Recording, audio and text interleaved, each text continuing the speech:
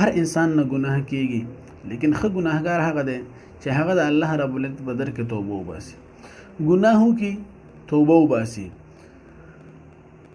حضور صلی الله علیه وسلم فرمایي انسان چې کله توبه وباسي الله رب العزت د هغه زړه صفا کوي. انسان چې کله توبه وباسي د هغه هر څه الله رب العزت برابري، دنیا او آخرت ټول کارونه الله رب العزت د هغه برابري. او مسلمانانو الله رب العزت یو داسې ذات دی چې موږ او تاسو د هغه محتاج یو، هغه زموږ او تاسو نه دی محتاج. صحابه کرام، صحابون، لوی پیغمبران، نبیان ټول د الله رب العزت محتاج وو. الله رب العزت د هیڅ احتیاج نه لري، خو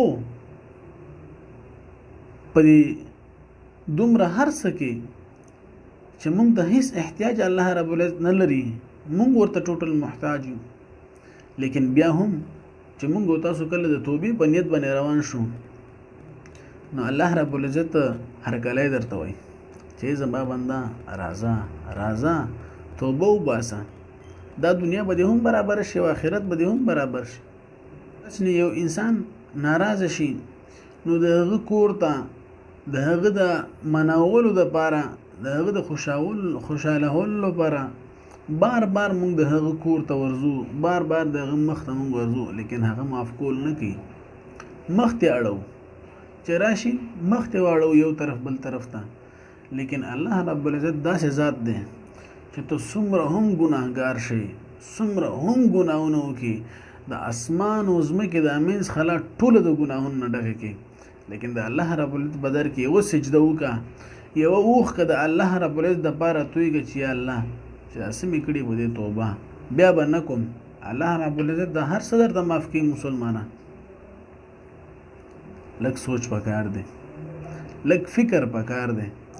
الله رب العزت په معمولی شیزونو باندې، معمولی بانو باندې انسان ته لوی پیکجونه لګولی دي.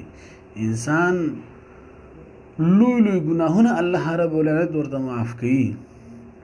لیکن انسان چې سوچ وکړي، انسان پوه شي په دې شي باندې. مسلمانانو بني اسرائیلو کې یو نوجوانو هر شپه به یو جنۍ ځان ته راوسته د ځان د خوشحالولو دپاره او د عیش او د عشرت د وجې نه په دنیا کې سم مستو. یو شپه یو جنۍ راوسته، 80 درهم یې ورکړل. ډېر غټ شی جوړېږي مسلمانانو. بیا د هغه زمانې چې کله اجنۍ مستن کمرې کې ناسته ده ورسره، د دروازه بنده کړه، نو اجنۍ ورته وایي چې ای فلانکیه، ای نوجوانه، تا خو زه راوستم، زه ستا غلامه شم، ته چې څه وایې ستا د خوشحالېدو دپاره به هغه زه نن کوم، لیکن دا درته ووایم چې زه طوایفه نه یم، زه داسې یو جنۍ نه یم، زه د ډېر ښې کورنۍ یم، خو غربت د وجې او مجبورۍ د وجې دې ځای ته رارسېدلی یم. نو هغه جنۍ دومره یې وژړل چې اوښکې یې ښکته روانې شوې. نو یې دې نوجوان په زړه باندې څه چل الله رب العزت وکړو، څه چل د دې په زړه باندې وشو، د دې نوجوان په زړه باندې څه چل وشو او د هغه زړه بدل شو. ټول عمر په ګناهونو کې تیر کړی و او د الله رب العزت مخ کې سجده وکړه، اوښکې یې تویې کړې، الله رب العزت هر څه ورته معاف کړل.